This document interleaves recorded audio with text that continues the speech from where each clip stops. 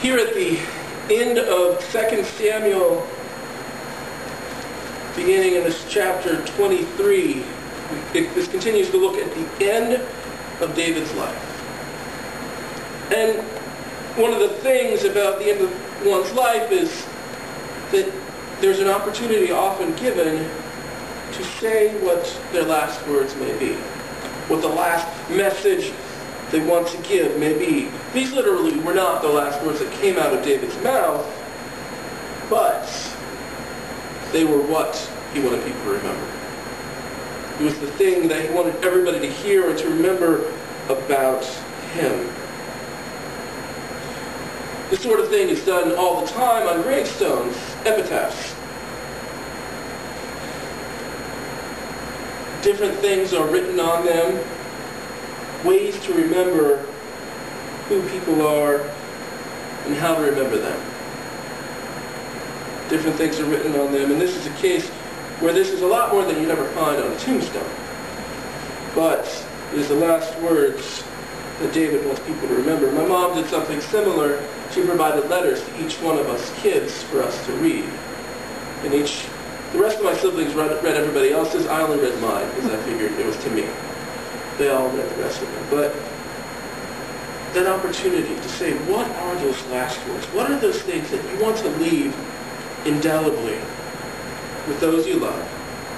And for David, those he loved was the whole kingdom of Israel, and for all of those who would believe. Now, when you look at this, first you see how important it was for David for how he spoke, or where the words came from. It says, the oracle of David, son of Jesse, the oracle of the man exalted by the Most High, the man anointed by the God of Jacob, Israel's singer of songs. The Spirit of the Lord spoke through me. His word was on my tongue. The God of Israel spoke. The rock of Israel said. What's first important to look at this is that how he didn't speak. He didn't speak through his own knowledge.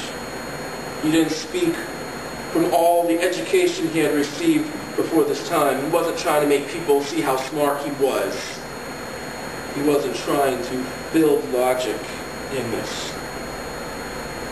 He didn't take this opportunity to look back on his life, to say, I had some great experiences. I, the king of Israel, who slew Goliath. I, who killed tens of thousands. I, the one who became king of Israel. I, the one who stood upright. No, he didn't speak.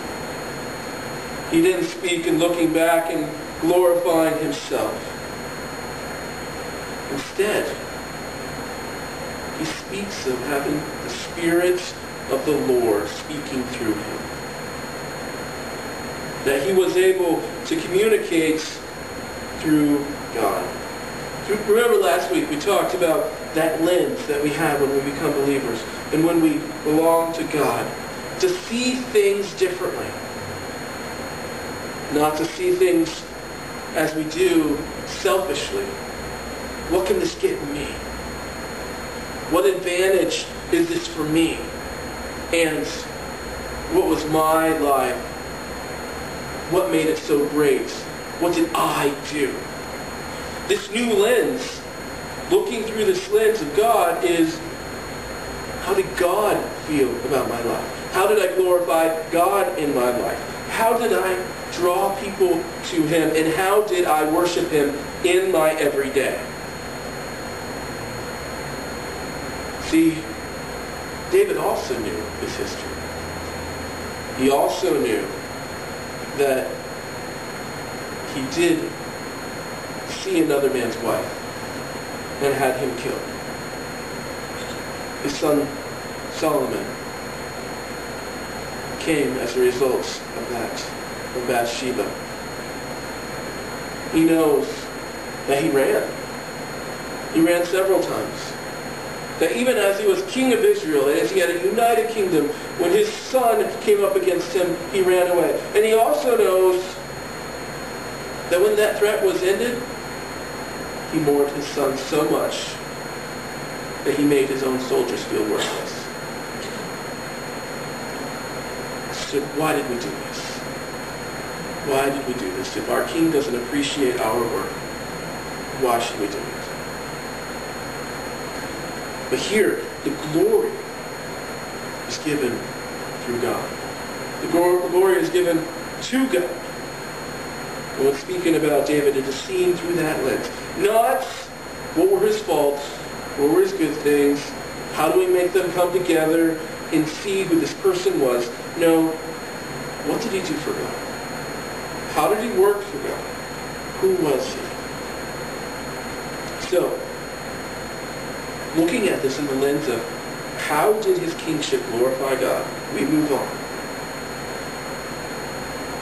When one rules over men in righteousness, when he rules in the fear of God, he is like the light of morning at sunrise on a cloudless morning, like the brightness after rain that brings the grass from the earth.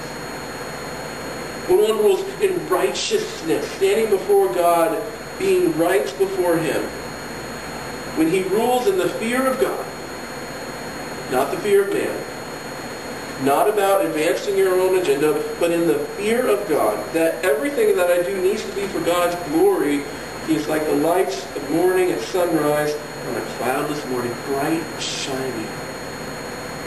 And see, there's something extra special about this passage of David's last words. This passage, this writing, is not just about David. It is eschatological in nature. It's speaking into the future. It's speaking into a hope that the people of Israel had from that time and on. That this is speaking about, as well as who David is, it's that king that will be like David. That Christ, the Messiah that everyone hopes for. And so when you look at this passage, remember Jesus said, all the law and the prophets and the Psalms, all that was written before are about me. So as this comes up, this is talking about the anticipation. Who is this Messiah going to be? Who is this going to be? What is this hope? This righteous one. Because anybody looking at David's life knows he wasn't the most righteous man. But he was a man after God's own heart.